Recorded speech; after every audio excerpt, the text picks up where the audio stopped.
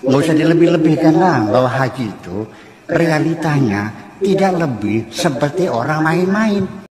Parah ini. Terakhir lempar apa tuh?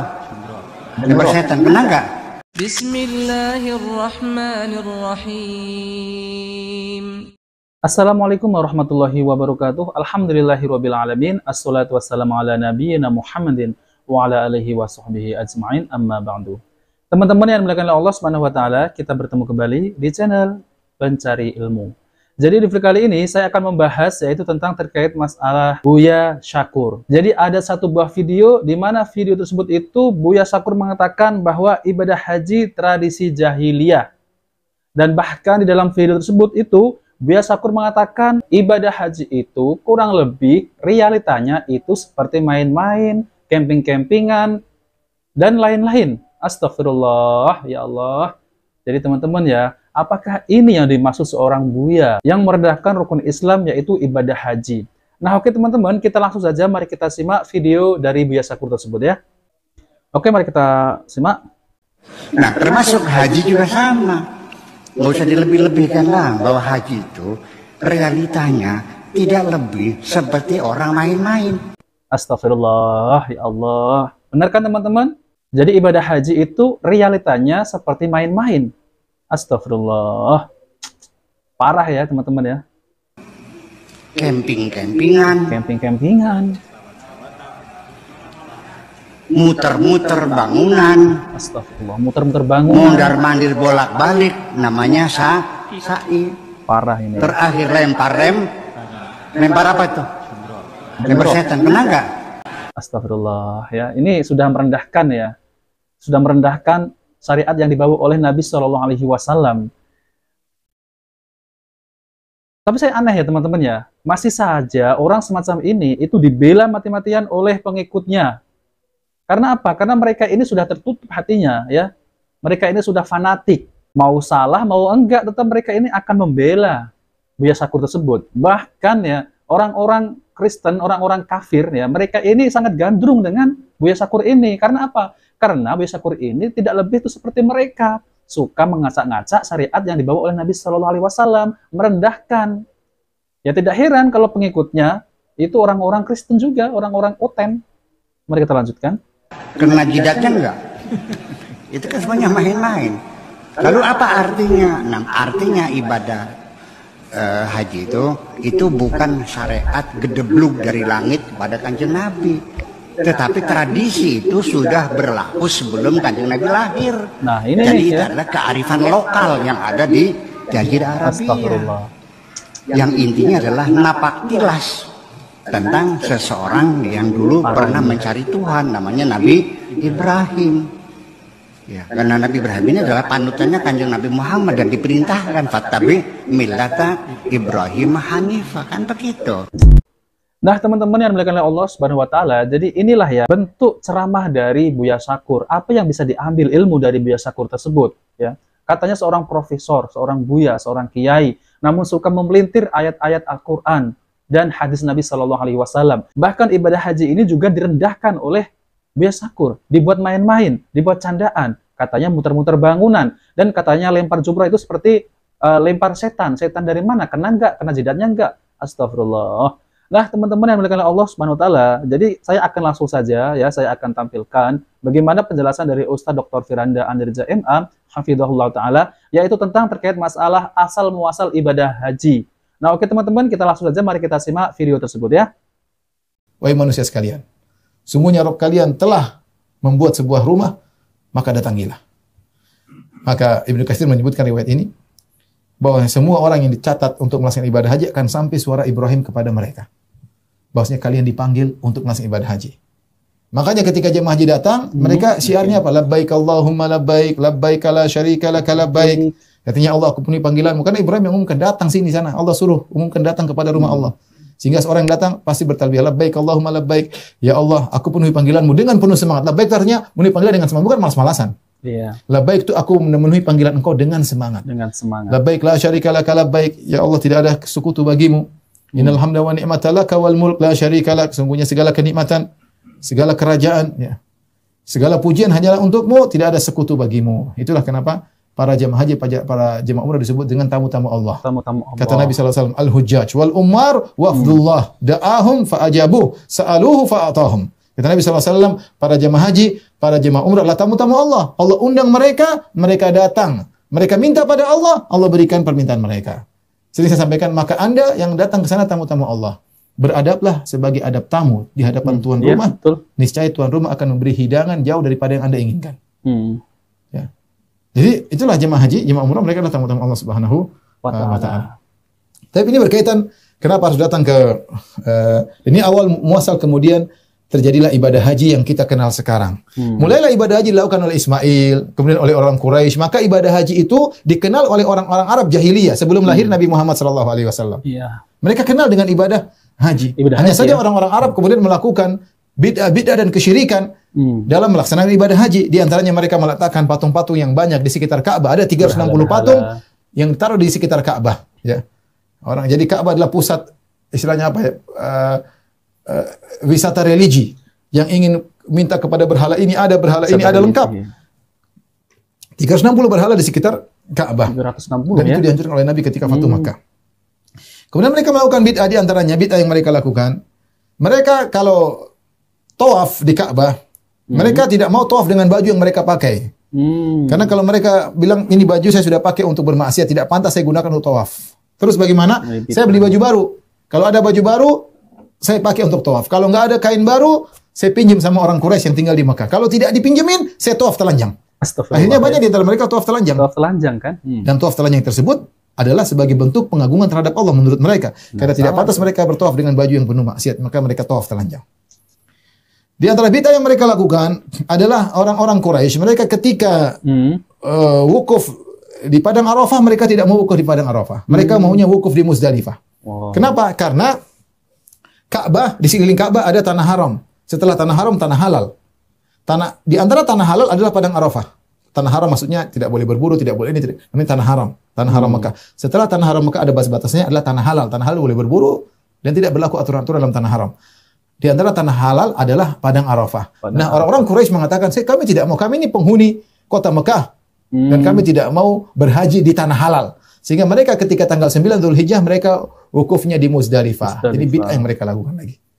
Di antaranya kesyirikan yang mereka lakukan, kalau mereka tawaf, mereka bertalbiyah labbaik Allahumma labbaik, labbaik la syarika laka labbaik, illa syarikan huwa lak tamliku wa malak. Rasulullah mengatakan, wa ilakum qad dalam Sahih Muslim. Kata Nabi, berhenti, jangan kalian lanjutkan talbiyah kalian. Cukup kalian mengatakan labbaik Allahumma labbaik, labbaik la syarika laka labbaik. Ya Allah, kami penuhi panggilanmu, ya Allah, tidak ada sekutu bagimu. Kata Nabi, cukup, jangan tambahin lagi lafalnya. Mereka tambah lagi. Kata mereka, illa syarikan huwa lak tamliku wa malak, kecuali sekutu yang itu milikmu dan kau izinkan kami untuk mengambil sekutu ini tersebut. Yang benar ya. Yang kau menguasainya dan tidak menguasai apa-apa. Artinya mereka mengatakan, ya Allah, tidak ada syirik, tidak ada sekutu bagimu, tidak ada syirik kecuali syirik yang kau izinkan. Gampangnya demikian.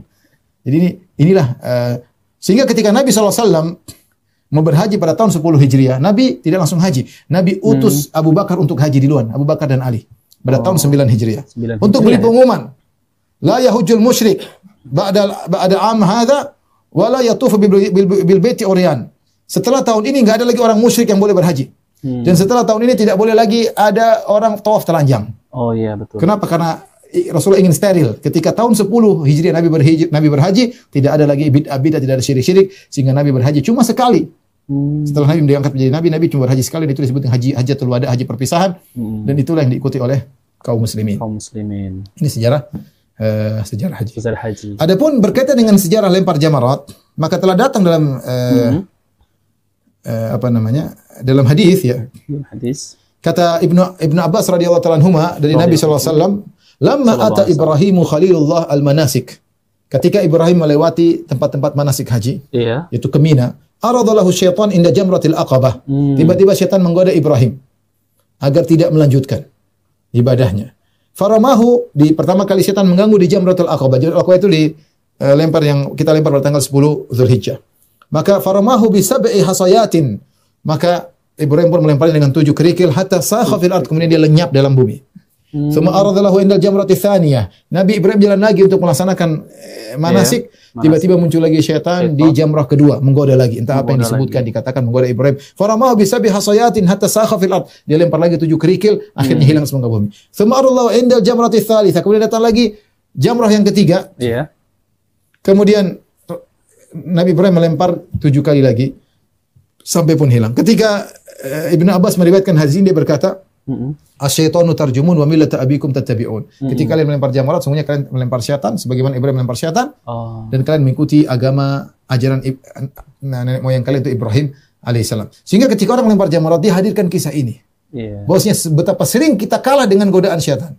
Betapa sering kita tunduk dengan syahwat dan godaan syaitan. Kali ini kita mengatakan Allahu Akbar, Allahu Akbar. Kita ingat bagaimana berjuang dalam melawan godaan syaitan. Ada yang mengatakan syaitan muncul ketika Ibrahim ingin menyembelih anaknya Ismail. Datang syaitan menggoda-goda, kamu ngapain menyembelih anakmu? Kamu kenapa tidak minta permintaan? Maka dia lempar. Syaitan menggoda di saat kita diperintahkan sesuatu yang bertentangan hawa nafsu kita. Kita ingin melanggar dan syaitan menggoda agar kita melanggar. Tapi Ibrahim berhasil. Ini di antara kenapa ada syariat melempar jamarat.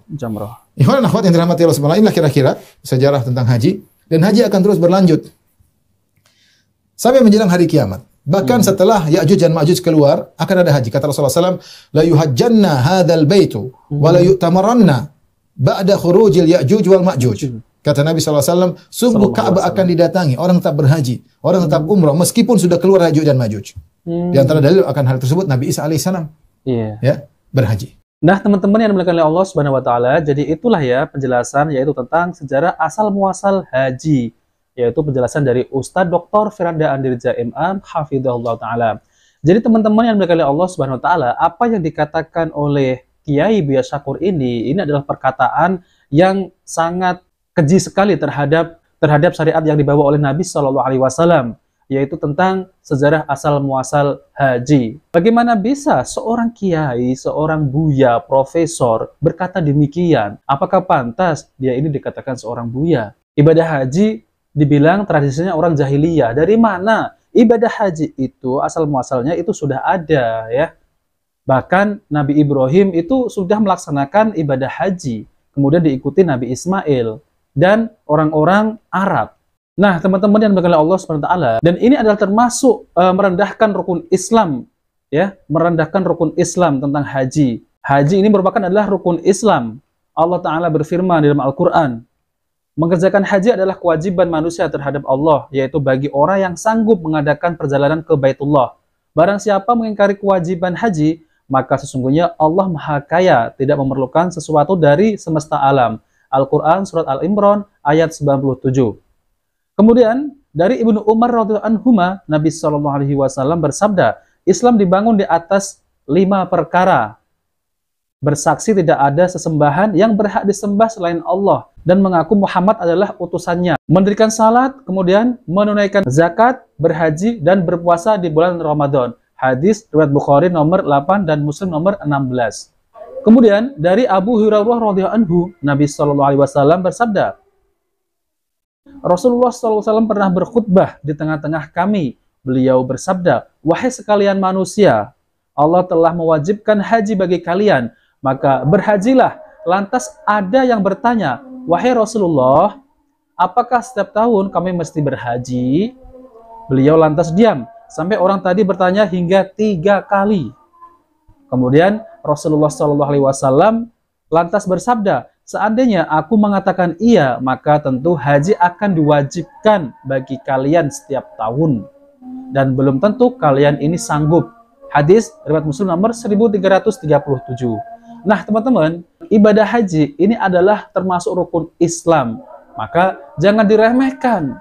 Malah dikatakan ibadah haji adalah tradisi orang-orang jahiliyah. Dari mana asalnya? Justru orang-orang jahiliyah inilah yang melakukan bid'ah-bid'ah, yang melencengkan ajaran yang dibawa oleh Nabi Ibrahim. Mereka ini ditinggalkan ajaran Nabi Ibrahim tentang haji, tapi mereka ini berubah-ubah ibadah yang sudah disyariatkan oleh Allah SWT kepada mereka ini. Mereka membuat ajaran-ajaran baru, bid'ah-bid'ah baru. Kemudian datanglah Rasulullah SAW itu menjelaskan tentang haji, membetulkan ibadah haji yang benar. Maka dari itu, kalau ada seorang kiai yang mengatakan demikian, bahwa ini harus dipertanyakan keislamannya. Kenapa mereka ini, ya, Kiai Buya Syakur ini selalu mengobok-ngobok syariat Islam. Dan banyak lagi ya, apa yang disampaikan oleh Buya Syakur ini. Sangat menyimpang sekali. Nah, oke teman-teman yang dimuliakan Allah SWT, jadi itulah yang bisa saya sampaikan, yaitu tentang terkait masalah ibadah haji ini, asal muasal ibadah haji. Jadi ini adalah pesan dari kita semua ya. Jadi kita ini harus berhati-hati ketika ada seorang yang mengatakan demikian. Apabila kita mencari ilmu, kita mencari ustadz, dai-dai, jangan sampai kita ini tertipu dengan omongan-omongan yang seakan-akan omongan tersebut itu enak didengar dan masuk akal, namun sejatinya itu telah bertentangan dengan dalil Al-Quran maupun hadis Nabi SAW. Ya, maka hati-hati buat teman-teman yang ingin mencari ilmu di dalam media sosial, jangan sampai tertipu dengan dai-dai yang mengajak ke neraka jahanam. Seperti yang saya sampaikan tadi itu, Buya Syakur ini, walaupun beliau ini sudah meninggal, namun video-video itu sudah tersebar luas. Maka dari itu kita harus berhati-hati. Nah, oke teman-teman, jika video ini bermanfaat, jangan lupa like dan subscribe. Wabillahi taufiq wal hidayah. Wassalamualaikum warahmatullahi wabarakatuh.